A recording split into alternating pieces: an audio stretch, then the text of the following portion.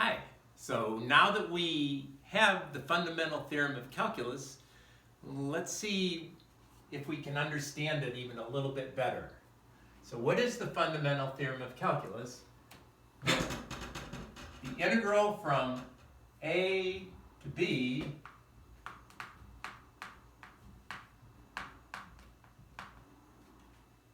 this definite integral you can find by taking the antiderivative of this function little f, plug in b and plug in a, and get an answer.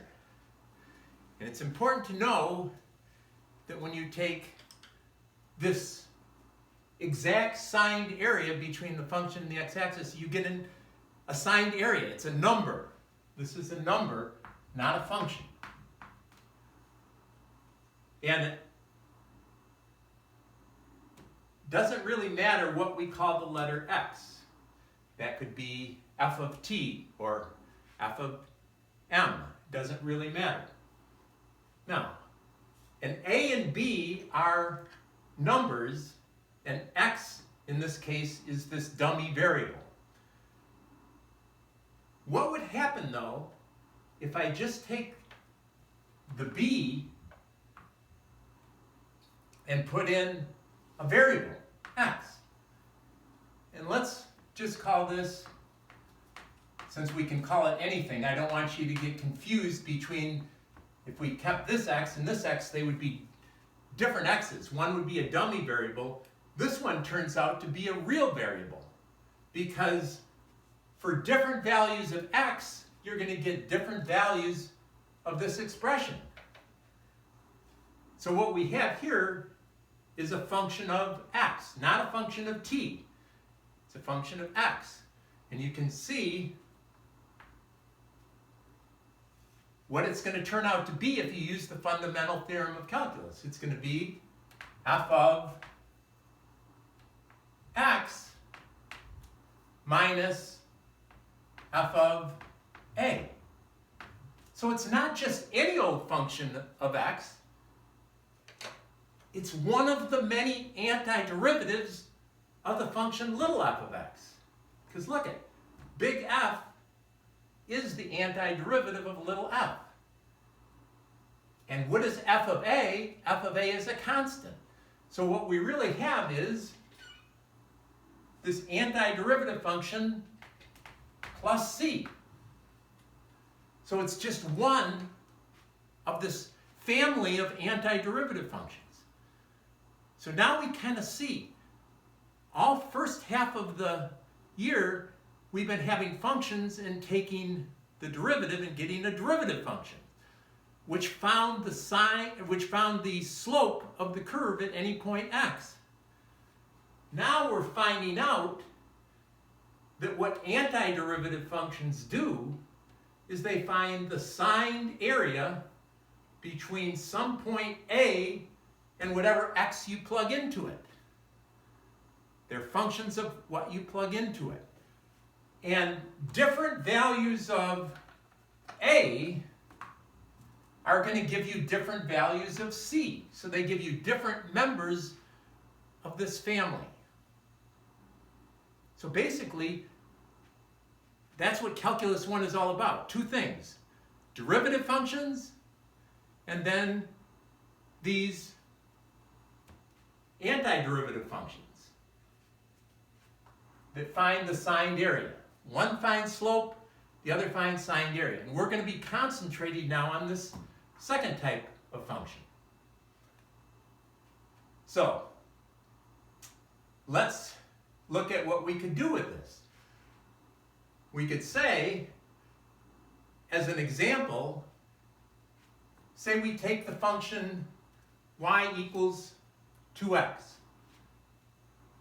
That's going to be our f of x, our little f of x. And we wonder what would happen then. Let's do it over here. What if I take the integral and we're going to put in 2x,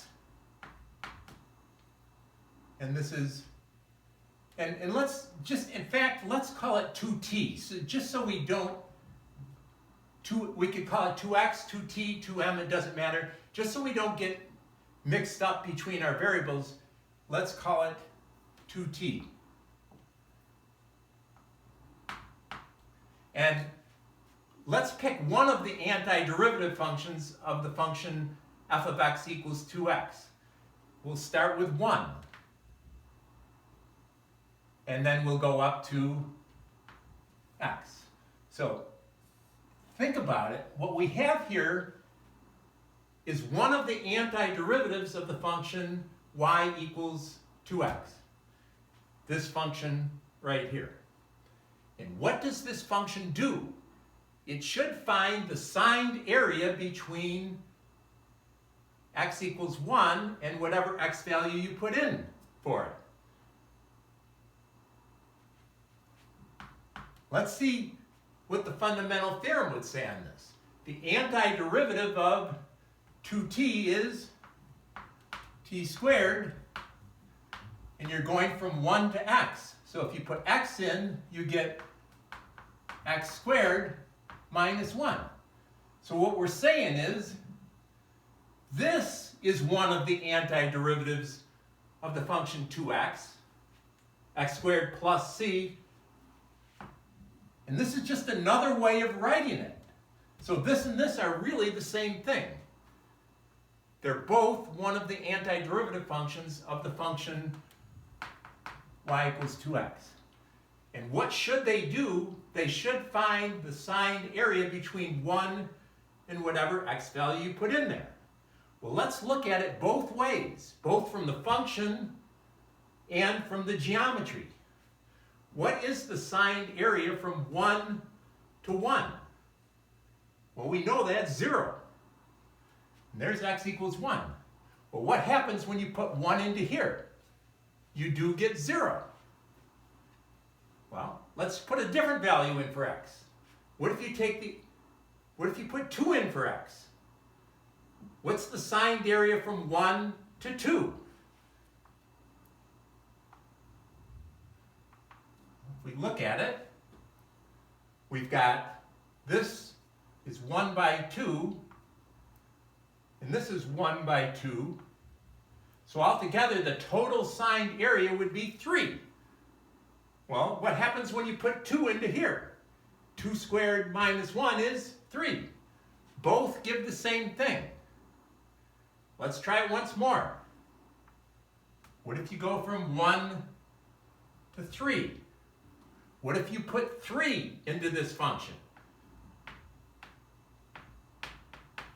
What is the signed area from 1 to 3 of 2t? Well, if we continue this, this is going to be 2, and this is going to be 2, and this is going to be 1. So the signed area is 2, 4, 6, 8. What do you get when you plug 3 into here? 9 minus 1 or 8. So I hope it makes you see, even though this doesn't look so much like a function of x, it's the same as this function right here. Now, what would be a different function, antiderivative function of the function 2x? Well, instead of putting a 1 here, we could put a 2 here.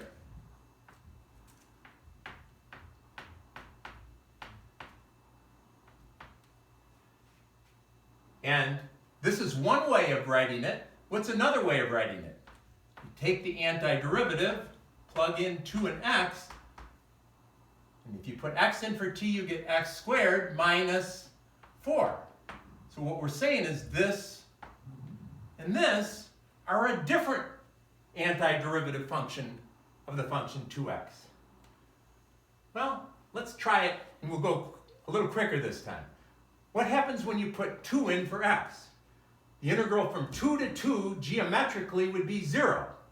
If you put 2 into here, you get 4 minus 4 is 0. What do you get if you put 3 in for x? What's the integral from 2 to 3? What's the signed area in here? It's 5 from 2 to 3. What do you get when you put 3 in here? 9 minus 4 or 5? So you get the same thing. Now I'm going to just do one more. This is a little bit advanced. You may have to play this a couple times on the video, but what happens if you took and put -3 into here? If I put -3 into here, I'm going from 2 to -3 way over here. But you have to remember, the integral from 2 to -3, when we found out what signed area is, we always went from a smaller number to a larger number. So when we found the width of the rectangle, we always went x sub k minus x sub k minus 1 and always got a positive width. If we go from a big number to a smaller number, we would get a negative width. So the signed area would become just the opposite. So the signed area from 2 to -3 of this is minus the signed area of this. So let's find out geometrically what that area is. Well, this is 3 and this is 6. So this is 9, that area, but the signed area would be a -9. And then we're going up to 2. So we have 1, 2, 3, 4. We have 4 positive and we have 9 negative. So the answer right here would be a -5, but we have a minus sign. So the answer is 5. Well, what do you get when you put -3 into here? We get 5. So I think you're seeing real evidence here what antiderivative functions do. That every function has an infinite number of antiderivative functions, which you can write in this sort of integral form, or you can write it in normal function form. And then there's just one other thing we can do over here. What happens if we take the derivative of one of these antiderivative functions? Well, what is the derivative with respect to x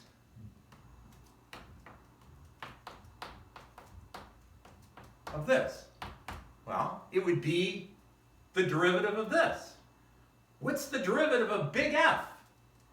Well, we know it's got to be little f. And what's the derivative of a constant? It's 0. So what did we just prove? That the derivative of the antiderivative function is the function. Now, this altogether is called the Fundamental Theorem of Calculus, Part 2. The second fundamental theorem of calculus.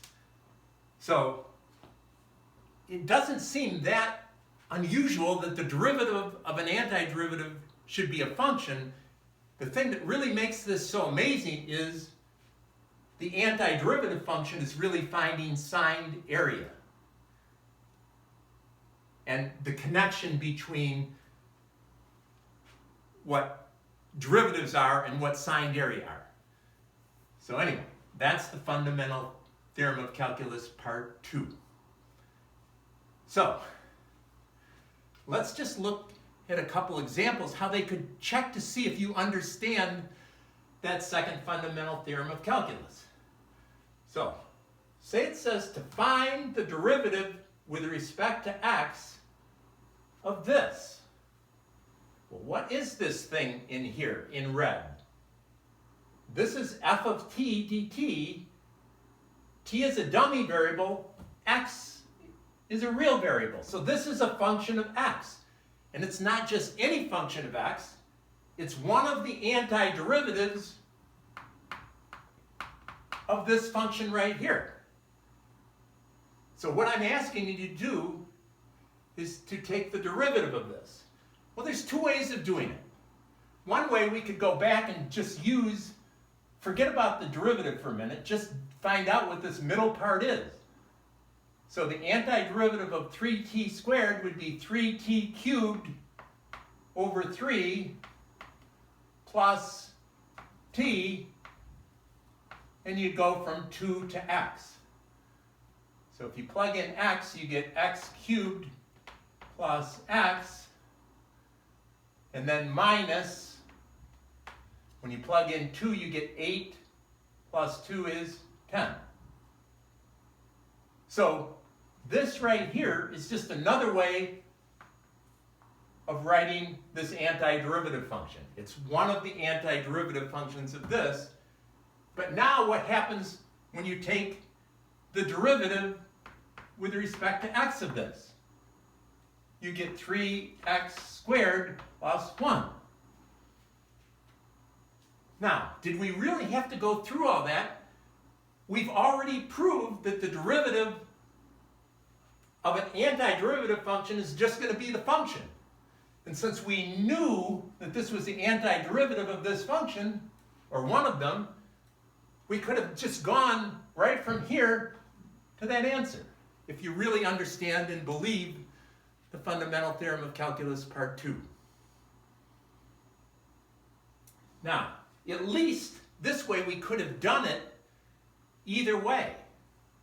But let's come over to this problem.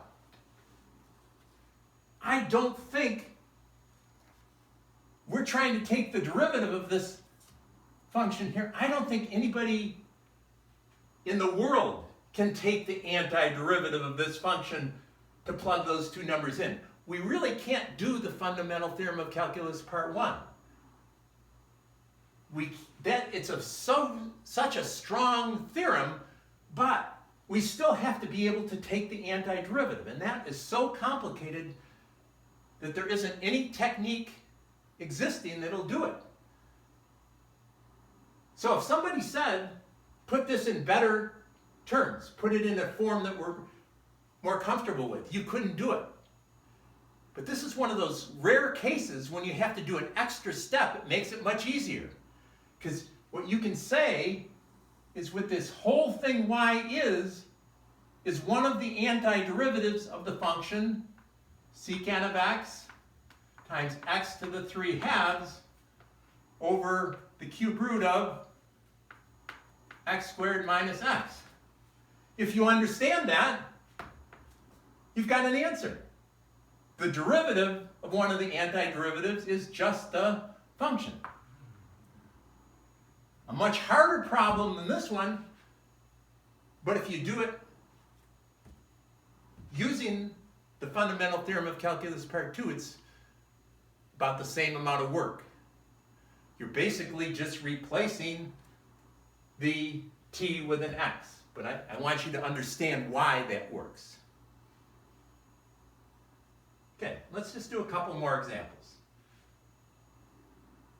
This one sort of looks like one of the antiderivative functions, except instead of going from a to x, it's going from x to a. So what you'd really have to do on this problem, because we know they're not the same thing, is go like this, and just know that that's just going to make it minus. And now, with derivatives, you can just take the minus sign out and just take the derivative of this without the minus sign. And if you recognize that this integral right here is one of the antiderivatives of the function tangent cubed of x sine of x, there's our answer.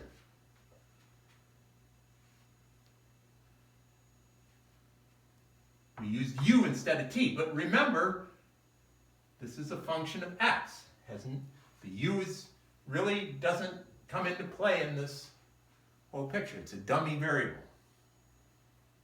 So these things look really complicated, but if you understand, aren't too bad. So now I'm going to come to one of maybe the hardest problems you can run into in a Calculus 1 class. Something like this. It looks very similar to the ones we've done before, except instead of an x here, we have x squared, and that's what makes it a little more complicated. Now, if we really could take the antiderivative of this function, we could plug these two things in, subtract them, and then take the derivative of it. But this one, just like this function, we can't take the antiderivative. I've given you some really tough ones so that you can't take the antiderivative. But what we could do, try to listen, we can call this f of t.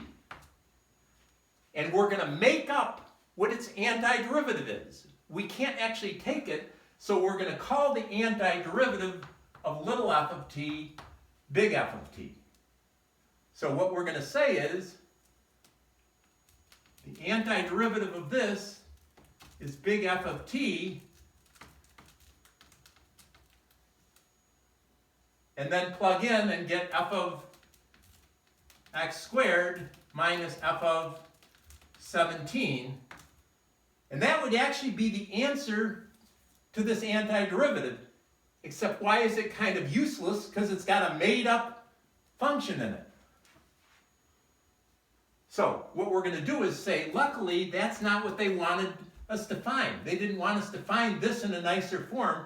They wanted us to find the derivative with respect to x. So what do we have here? We have big F, and we're taking the derivative of it, but not at x squared.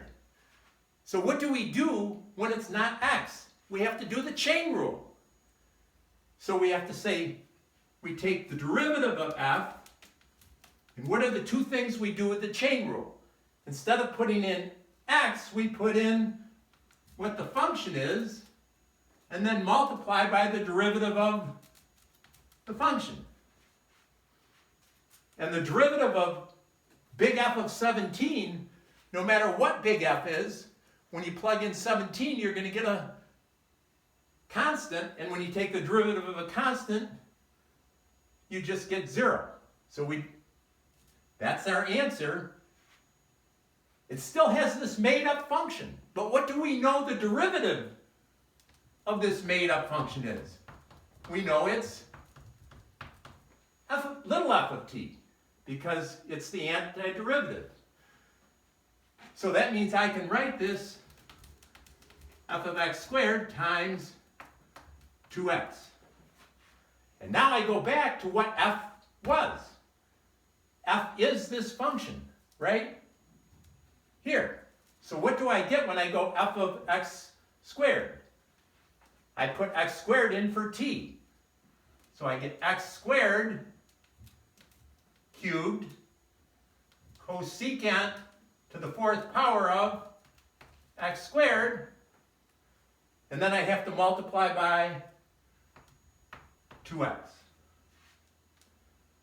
And if you wanted to, I'm happy with that, but you could simplify it. You have x to the 6th, so altogether 2x to the 7th cosecant to the 4th of x squared. And that would be your answer. So what you're doing is you're taking the derivative of an antiderivative function, but not evaluated at x, it's evaluated at x squared. So you have to do the chain rule. Now I hope you understood this whole process. Some of you might, after a little bit of practice, see, hey, I didn't even have to really go through this made-up function. I know the derivative of the antiderivative is just going to be the function. But I have to do it two things with the chain rule. In place of x, I have to put x squared, and then I have to multiply by 2x. So you could have just said, the derivative of the antiderivative, if that was just x, would be x cubed cosecant to the 4th of x, and now put x squared in where you see the x and then multiply by 2x. Don't get too worried about this if you don't completely understand it. That's a really hard problem. Okay, so just before we end, differentiability is something we talked about. Is a function differentiable? That means, does a derivative exist at a given point? To be integrable from x equals a to x equals b, the definite integral must exist. Well, are all functions integrable? Well, if you think back when we did the proof of the fundamental theorem of calculus, the first thing I assumed was let y equals f of x be a continuous function. And we used that fact to be able to use the fundamental theorem, the mean value theorem in that proof. So, without making that assumption, I can't assume that something is integrable. So anyway, I can say that all continuous functions are integrable. That means when we're going to take a definite integral, all we have to do to make sure that we can do it is make sure the function is continuous. We don't have to worry if it's differentiable, because remember, all continuous functions, like the absolute value function, that's continuous, but it's not differentiable. You can take the signed area under something that's not differentiable. And you even can take a definite integral on something that, let's say you had y equals x squared, but it just had one little hole right there. You could still take the definite integral from here to here. Missing that one skinny, super skinny rectangle doesn't even end up making a difference.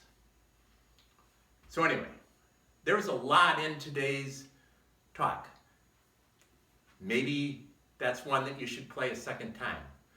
So anyway, have a good rest of your day, and we'll get into some more integrals in our next talk.